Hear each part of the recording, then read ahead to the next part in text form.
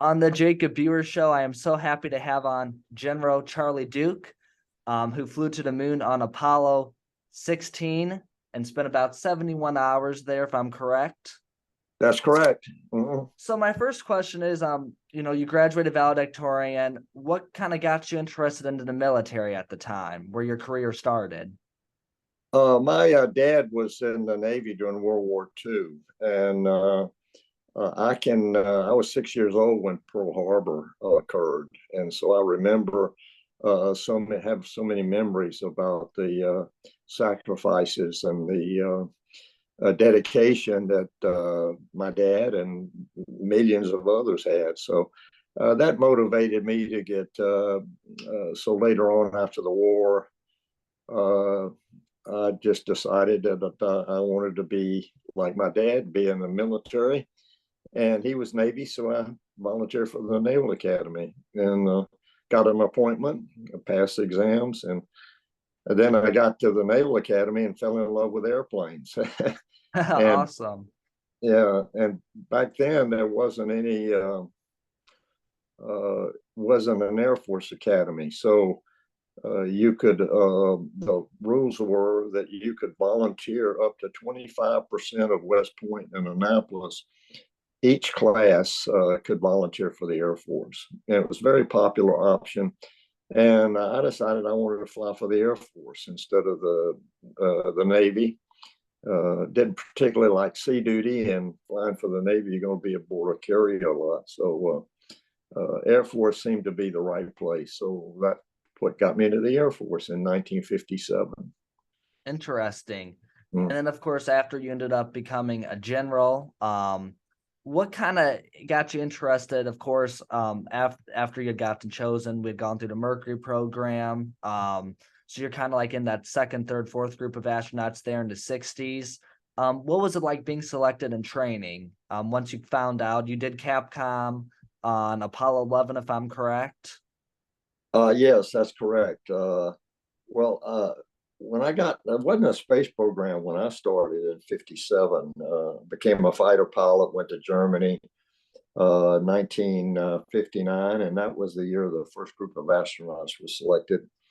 And I didn't think much about the astronaut program then because I was too young and too inexperienced. And so I was enjoying my job. And in 1961, Yuri Gagarin flew, and then Alan Shepard flew a few weeks later. Kennedy announced the Apollo program, and I said, "Wow, that's really something."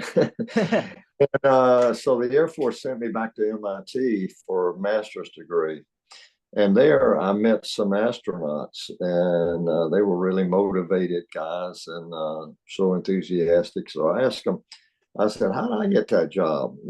They advised me to get my degree, of course, and then volunteer for test pilot school.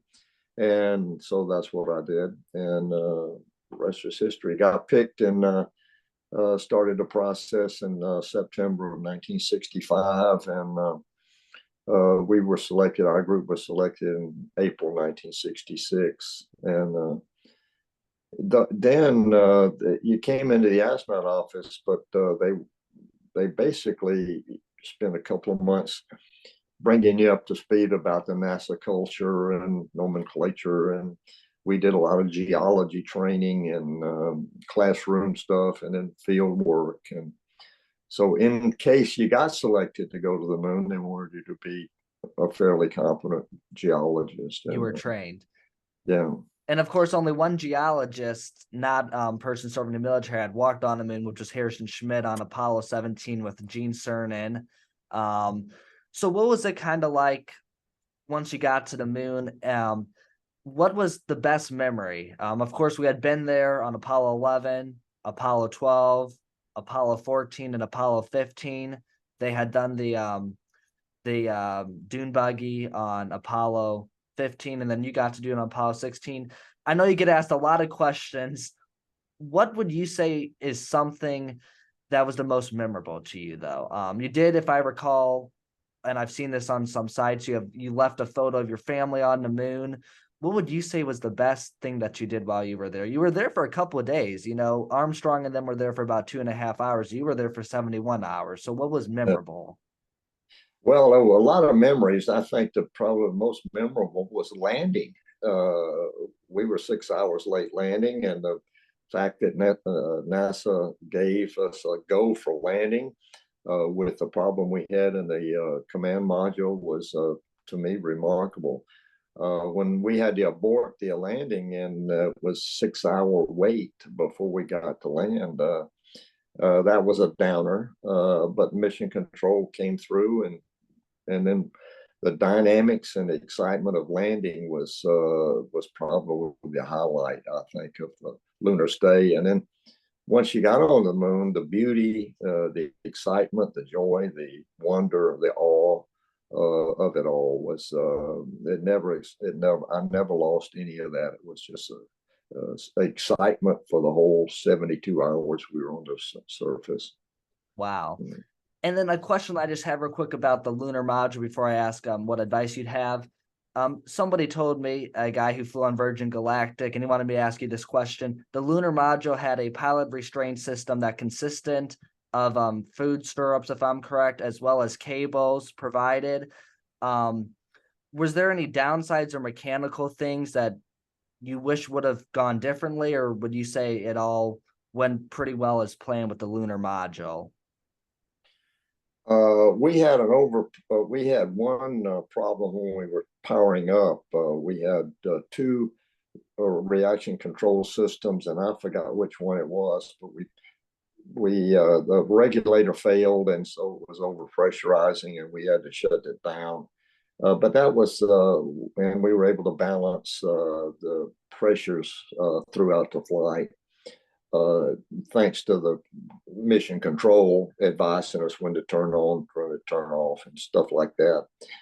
That was probably, I don't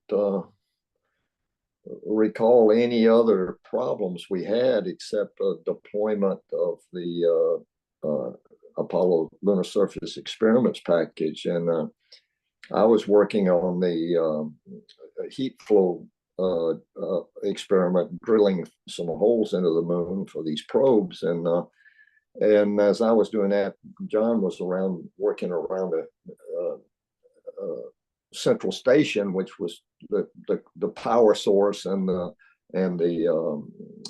collection of the data and the antennas to send it to Earth.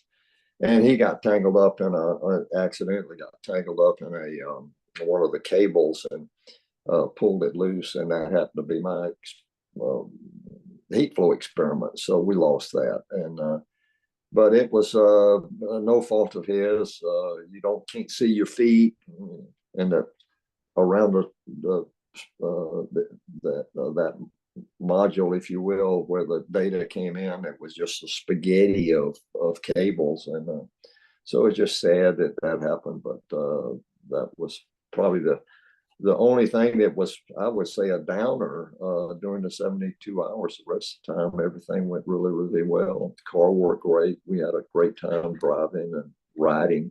I was the navigator. John drove all the time. So that's the way we had practiced. Interesting. And then two last questions. Sorry, I just want to sneak one in. What was it like on the way back home? If I'm correct, TK Thomas had ended up doing an EVA in deep space. How does that kind of happen when I guess, what was that experience like? Of course, you were inside the module for that, but what was that experience like? Just seeing somebody get out of a capsule when you're still pretty far from Earth and you're not in low Earth orbit doing it. Well, it was a little bit different than you were relating. I was not in the Mattingly got out first, and he started back towards the back end of the service module. And my job was to tend to his oxygen, his safety communications bundle. And so I floated out, and I was to hook my feet. And so I hooked my feet on the side of the hatch. And so I'm basically outside with him and looking down the spacecraft and watching him go hand over hand. And I've got this bundle of cables. And It was spectacular. I looked over to the right above the hatch, and down to my lower right was the Earth, and it was still 150,000 miles away or so.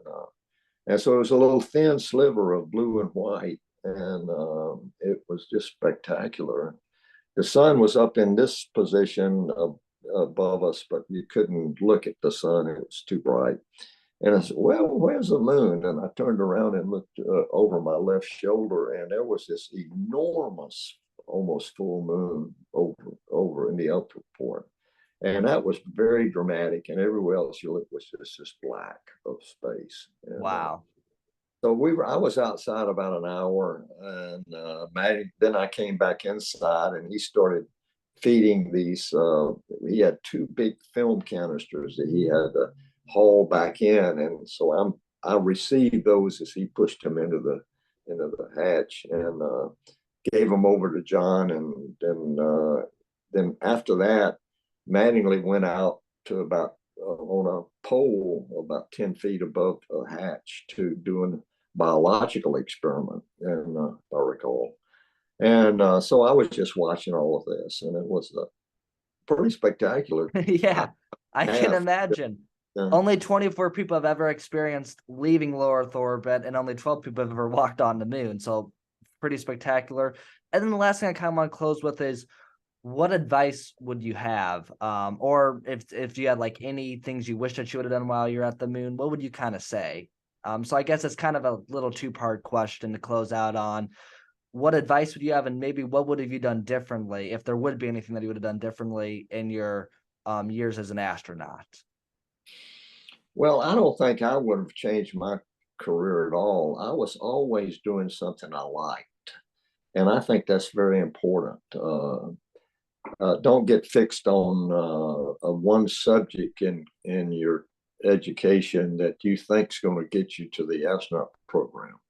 For instance, I got to be a physicist, because a lot of physicists at NASA. Well, there's a lot of medical doctors too at NASA and astronaut program. A lot of just plain engineers at NASA, and so I tell everybody that if you want a successful career, find a subject that you love to study and you would love to work in that field, and that will give you satisfaction. If it leads to the space program, more power to you. But if it leads to another type of career, more power to you. It's just going to be, you're going to have a satisfying career. So find a subject and a field of study that you enjoy. I tell everybody, if you hate physics, but you think, well, I got to be a physicist to get to the astronaut program. Well, you get your degree in physics, and then they cancel all the space programs. Well, you're stuck.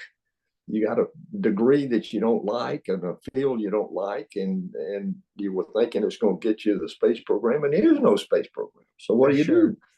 So I think it's important to pick a field of study that you like, and no matter where your career ends up, you're going to be satisfied with what you're doing. Interesting.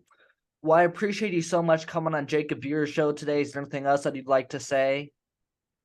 Oh, Jake, I'm just pleased to be with you, and hope that our conversation helps to encourage and influence a lot of folks as they begin to, your age, begin to formulate their career and their plans. So God bless you all. Thank you very much. For sure. Thank you so much, General Duke.